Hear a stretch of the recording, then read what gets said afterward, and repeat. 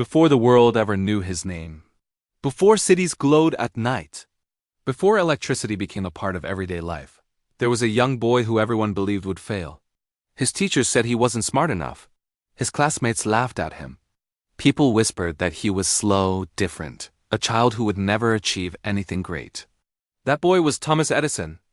Edison didn't fit into the system. He struggled in school not because he lacked intelligence, but because he thought differently from everyone else. He asked too many questions. He challenged everything. And one day, the school finally gave up on him. He came home carrying a sealed letter for his mother.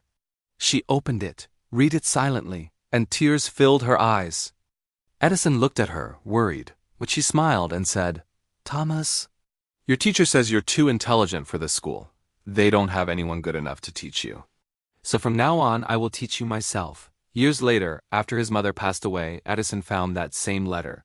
When he opened it, the truth hit him harder than anything he had ever experienced. The letter actually said, "Your son is mentally slow. He cannot continue in this school." Edison held the letter in his trembling hands and whispered, "A great mother made me a great man." From that moment forward, he decided he would prove to the world and to himself that he was capable of something extraordinary. But his journey wasn't easy. As Edison grew older, he worked long hours and slept very little. He barely had money for food or shelter. But he had one thing, an unshakable dream. He wanted to create something the world had never seen, a light that didn't burn out.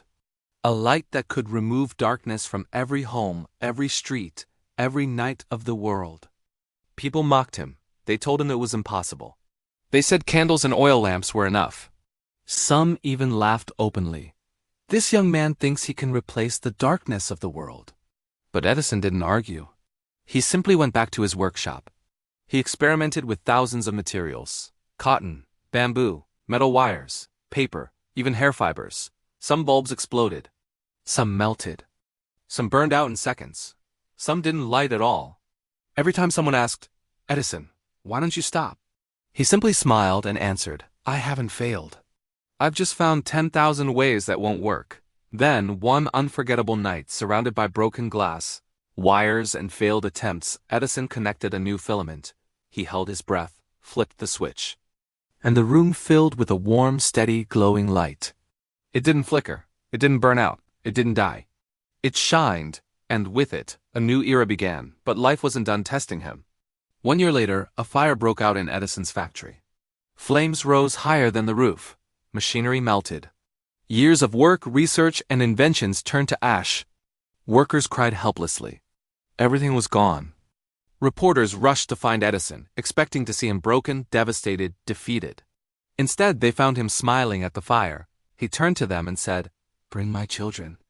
"They will never see a fire like this again," a journalist asked. "Mr. Edison, how can you smile? Haven't you lost everything?" Edison replied, "Lost everything? No. All my mistakes just burned down. Tomorrow, we start fresh." And he meant it. Only 3 weeks after the fire, he came back with a brand new invention, even better than the one he lost. He didn't slow down.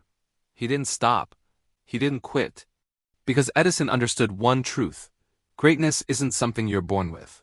Greatness is something you build day by day, failure by failure, step by step. Today, when you turn on a light, you're not just flipping a switch. You are touching the legacy of a man who refused to surrender, a man who everyone thought would fail, a man who the world doubted, but who changed the world anyway. Edison's life teaches us something powerful. Success does not belong to the smartest. Success belongs to the persistent, to the ones who keep trying when everyone else has stopped, to the ones who push forward even when they feel defeated. So if you feel stuck, if you feel like your dreams are too big, if people doubt you, laugh at you, or tell you that you're not enough, remember this: one man failed 10,000 times, and each failure brought him one step closer to the invention that illuminated the world. Your failures are not your ending. They are your beginning, and maybe your greatest breakthrough is just one more try away.